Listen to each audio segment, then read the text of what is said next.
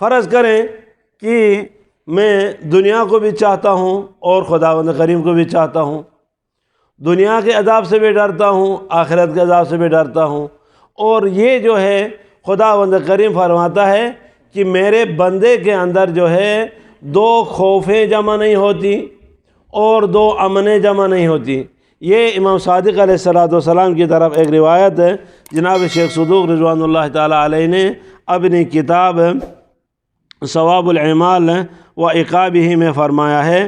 فرماتے ہیں کہ میرے بندے کے اندر جو ہے دو قسم کے خوف جو ہے جمع نہیں ہوتی۔ تو کیا کہتا خداوند کریم؟ قال رسول اللہ صلی اللہ علیہ وآلہ، قال اللہ تعالی عزتی و جلالی لا اجمع علی عبدی خوفین، میں اپنے بندے پر دو خوفوں کو جمع نہیں کرتا۔ پھر آگے فرمایا ولا اجمع فیہ امنین، اور میرے بندے کے اوپر میں دو خوفیں کبھی جمع نہیں کرتا اور ایسے ہی دو امن کو جمع نہیں کرتا۔ تو کہا گیا پر یا رسول اللہ اسے کیا معنی ہے کہ دو خوفیں جمع نہ ہونا اور دو امن جمع نہ ہونا؟ فرمایا کہ اگر میرا بندہ دنیا میں میرا خوف کرے، دنیا میں مجھ سے ڈرے، تو پھر آخرت میں وہ کسی صورت میں اس کو ڈر نہیں ہوگا، اس کے میرے عذاب سے کیا ہوگا؟ امن ہوگا۔ خدا نے کیا فرمایا؟ لا اجمع عند عبدی خوفین ولا اجمع امنین، دو امن جمع نہیں ہوں گے اور دو خوفیں جمع نہیں ہوں گے۔ جو دنیا میں مجھ سے ڈرے گا آخرت میں وہ نہیں ڈرے گا، اور جو دنیا میں امن میں رہے گا، دنیا میں کہے گا کہ مجھ سے نہیں ڈرا، وہ دنیا میں مجھ سے امن میں رہا، دنیا کی عیش و عشرت۔ دنیا میں اگر یہ میرا بندہ مجھ سے ڈرتا رہے گا تو آخرت میں نہیں ڈرے گا، یعنی سکون کے ساتھ جنت میں چلا جائے گا۔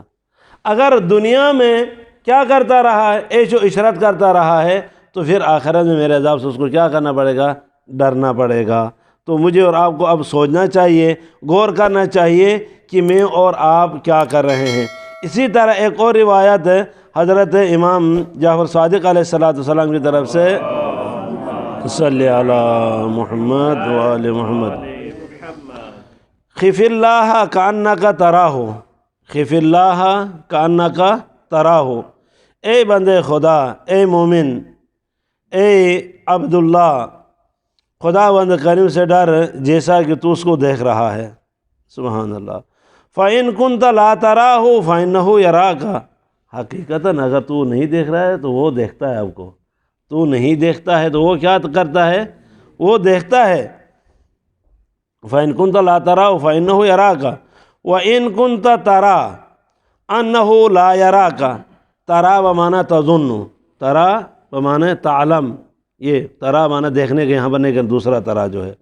پر وَإِن كُنْتَ تَرَى، اگر تو جانتا ہے کہ أَنَّهُ لَا يَرَاكَ، کہ وہ تجھے نہیں دیکھتا ہے، فَقَدْ كَفَرْتَ، تاکہ تو نے کفر کیا، تو مسلمان ہی نہیں ہے۔ اگر تو یہ سمجھتا ہے خدا تجھے نہیں دیکھ رہا ہے تو فَقَدْ كَفَرْتَ، تو نے کیا کیا؟ کفر اختیار کیا۔ وَإِن كُنْتَ تَعْلَمُ، اگر تو جانتا ہے کہ أَنَّهُ يَرَاكَ، تحقیق وہ دیکھتا ہے، ثُمَّ اسْتَتَرْتَ مِنَ الْمَخْلُوقِينَ، جب گناہ کرنا ہو تو مخلوقین سے تو چھپ کے گناہ کیا ہے، اپنے رشتہ داروں، ماں باپ، استاد، شاگرد، دوستوں سے چھپ کے گناہ کیا ہے، اور تو نے پہلے کیا کہا تھا؟ یہ اعتقاد ہے کہ خدا تجھے دیکھ رہا ہے، خدا تجھے دیکھ رہا ہے۔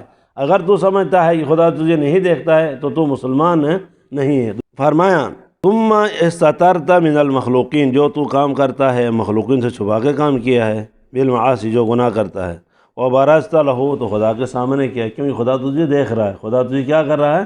دیکھ رہا ہے۔ وبرزت لہ فقد جعلت فی حد اہون الناظرین، لا حول ولا قوت، فقد جعلتہ، تحقیق تو نے خداوند کریم کو قرار دیا، یعنی پسترین دیکھنے والوں میں قرار دیا۔ چھوٹے سے بچے بھی، اس بچے سے بھی معصیت جو ہے، گناہ جو تو کرتا ہے چھپا کے گناہ کرتا ہے، لیکن خداوند کریم کے سامنے علی الاعلان تو گناہ کرتا ہے۔ تو فقط جعلتہ، تحقیق تو نے خداوند کریم کو قرار دیا، بنا دیا احون الناظرین، دیکھنے والوں میں سے پسترین ناظر خداوند کریم کو قرار دیا۔ اب سوچ کہ میں کیا کر رہا ہوں، مجھے کیا کرنا چاہیے تھا اور میں کیا کر رہا ہوں۔ یعنی دنیا میں، دنیا کی اس عیش و عشرت میں ایسا کام کیا ہے